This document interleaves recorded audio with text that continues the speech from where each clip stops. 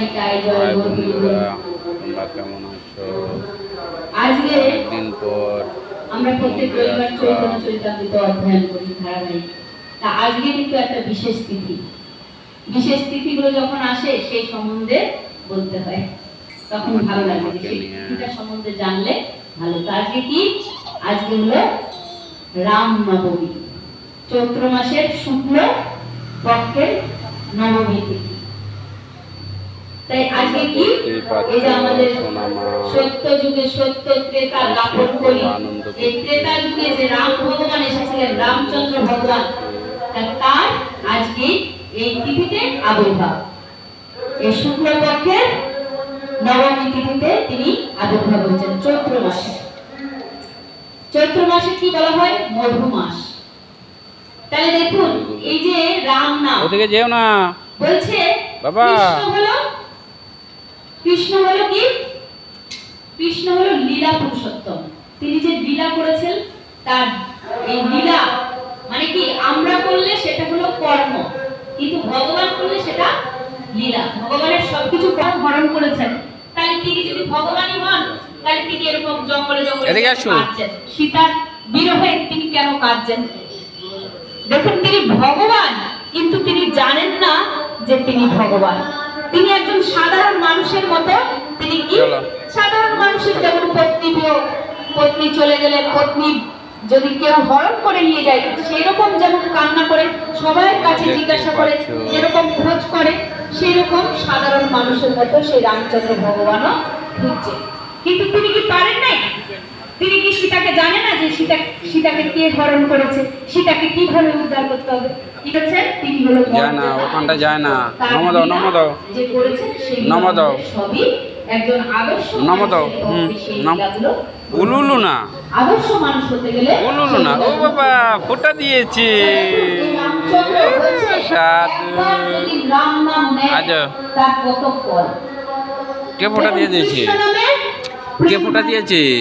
আর রাম নাম নিলে হ্যাঁ, ধরে না, ভিজা এখন ধরে না। চন্দন, চন্দন ঠাকুর। হ্যাঁ, সাধু এই যে বাবা দিয়েছে, বাবাও তো দিয়েছি। একজন সাধারণ নাস্তিক এক ব্যক্তি কি করেছে? এক সাধুর কাছে গেছে। সাধুর কাছে গিয়ে বলছে, মানে তার বন্ধু নিয়ে গেছে, চলো ওখানে ওই ঠাকুরের নাম করে, সেই এই বিশ্বাস করে ভগবানকে, তাই তার সাথে জোর করে তার বন্ধু। নমো দাও, ভিতরে যাবে না, ভিতরে যাবে না। তো সেখানে গিয়ে বলছে, ভিতরে একটু যাবে না।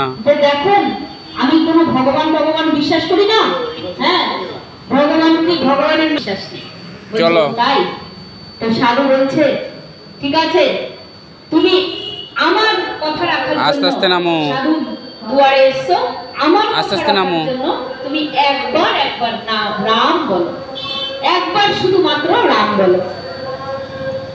আসো। কিছুতেই বলছে না।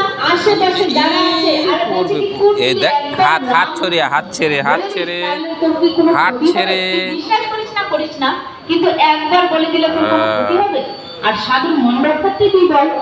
তো সবাই যখন পিড়াপিড়ি করছে, সবাই যখন জানা ওখানে জানা, তখন ঠাকুর কি করলো? বলছে ঠিক আছে, আমি বলবো। চলো ওই পাশে চলো, ওখানে বসে। অতি নাস্তিক, কোনদিন ভগবানের নাম করে না। তো সবাই কি করছে? ওই কান পেতে শুনছে সে যে ভগবানের নাম আজকে করবে। তো সবাই যখন শুনছে, বলবে এই যে বসছি, আসো। ঠিক আছে সাধুজি, বসো। দাদু কথা রক্ষার জন্য আজ একবার রাম এই কথাটা যখন উচ্চারণ করেছে, তখন ওই সাধু বলছে, ঠিক আছে, তোর কাজ হয়ে গেল। তুই যখন রাম বলেছিস একবার, তোর কাজ হয়ে গেল। ভয়ে সে প্রাণটা তার বের হয়। আমরা এখন মৃত্যুটা তার কাছে সুখের হয় না, কারণ যমদূতরা আসে নিতে। সে ভয়ানক বিশাল আকৃতির দেহ, সেই যমদূত। তাহলে দেখুন, তাহলে কিরকম আমাদের মৃত্যুটা হওয়া উচিত।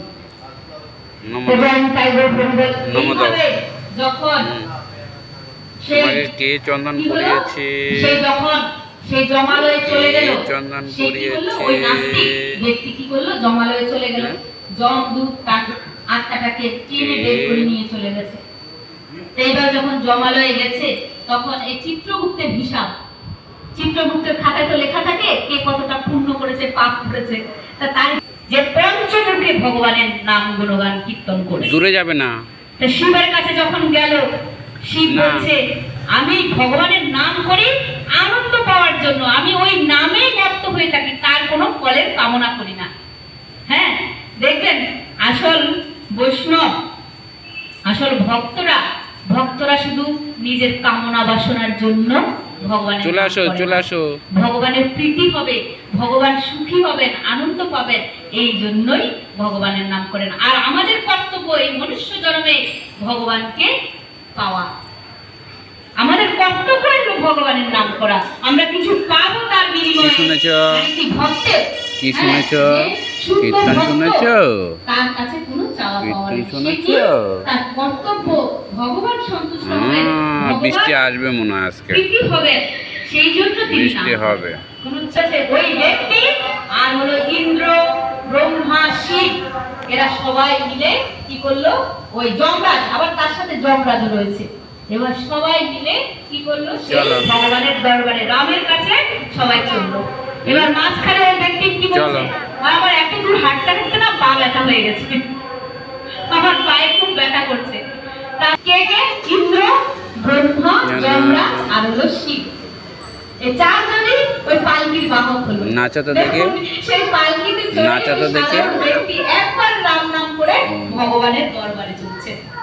এটা আমাদের লোকনাথ মন্দির, রাধা গোবিন্দ মন্দির, হ্যাঁ বলুন প্রভু, শিব মন্দির। আপনার যে একবার এই নাম করেছে রামকে, এই ভগবানের নামে এরকম শক্তি, ভগবানের নামের আভাসে, মানে আভাসেও যদি নাম নেয় তাও সে উদ্ধার হয়ে যাবে, এরকম আছে, অজামিলের কাহিনী আছে।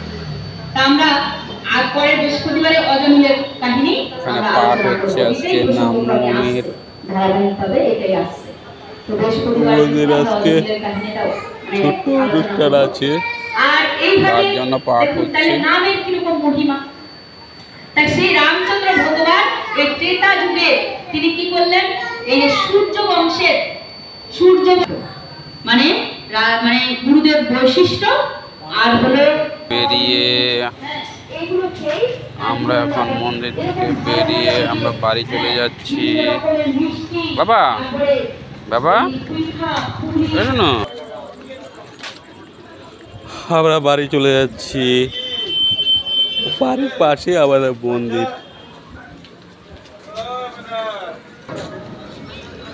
শীতলা পুজো হচ্ছে, কালকে শীতলা পুজো গেছে, আজকে প্রসাদ বিতরণ করছে আমাদের পাড়া।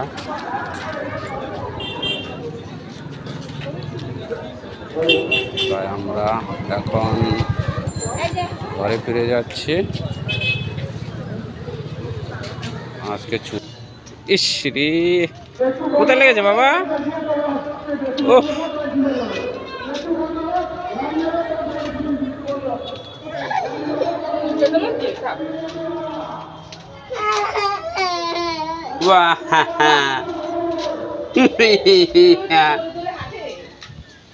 মা শিশু করে